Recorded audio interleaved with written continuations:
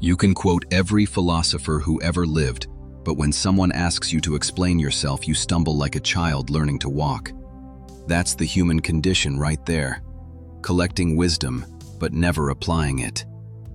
People memorize entire passages from books that changed other people's lives, but can't articulate why they chose to hurt someone they love. You know Dostoevsky by heart, but can't explain why you sabotage every good thing that enters your life. That's what reading becomes for most of us, an escape from having to confront the ugliness of our choices. You can recite poetry about love, but can't explain why you keep choosing people who will never choose you back. Why do you think reading feels so much safer than speaking? Because in books, the characters never look back at you and ask uncomfortable questions, right? You devour stories about courage, but can't explain why you run from everything. That's your problem. You think understanding something intellectually means you've mastered it emotionally.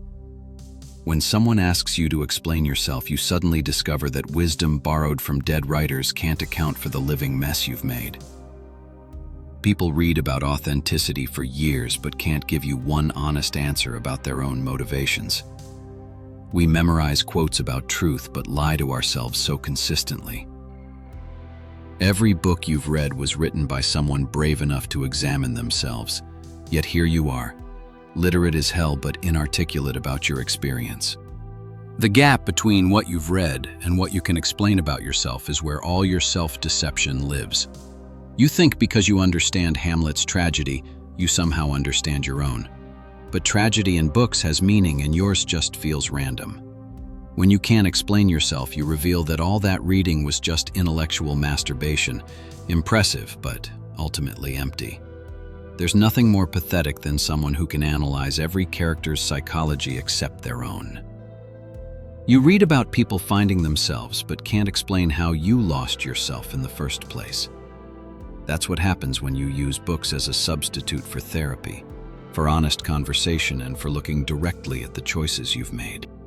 The more you read, the more articulate you become about everything except the thing that matters most, which is why you do what you do. Wisdom without self-knowledge is just intellectual arrogance. You've studied human nature in every form except the one you wake up with every morning. Books teach us that life has meaning but can't teach us what ours actually is. That's why explaining yourself feels like speaking another language even though it should be your native tongue. Why does every philosophical insight we have crumble when applied to our own contradictions? We read about forgiveness but can't explain why we hold grudges that poison our happiness. We can describe suffering in exquisite detail but can't explain why we choose it so consistently. That's what happens when we mistake consuming wisdom for creating it, when we think reading about courage makes us brave. We've analyzed love in 1,000 different forms but can't explain why we push away everyone who tries to get close. The books lined our walls but never lined up with our actions. When you can't explain yourself, you're forced to confront the possibility that you never really knew yourself at all. You read about people changing their lives but can't explain why you stay trapped in situations that slowly kill your spirit. That's because reading about transformation is comfortable, but actually transforming requires explaining to yourself why you need to change. That's what happens when you think reading about life is the same as living it. When you confuse being well-read with being self-aware. You can quote Nietzsche about becoming who you are, but can you explain who you actually are right now? That's the curse of the well-read but unexplained life, having all the words but none of the answers. Wisdom collected from books is worthless unless you're brave enough to apply it to your life. The more books you read, the less able you become to read yourself.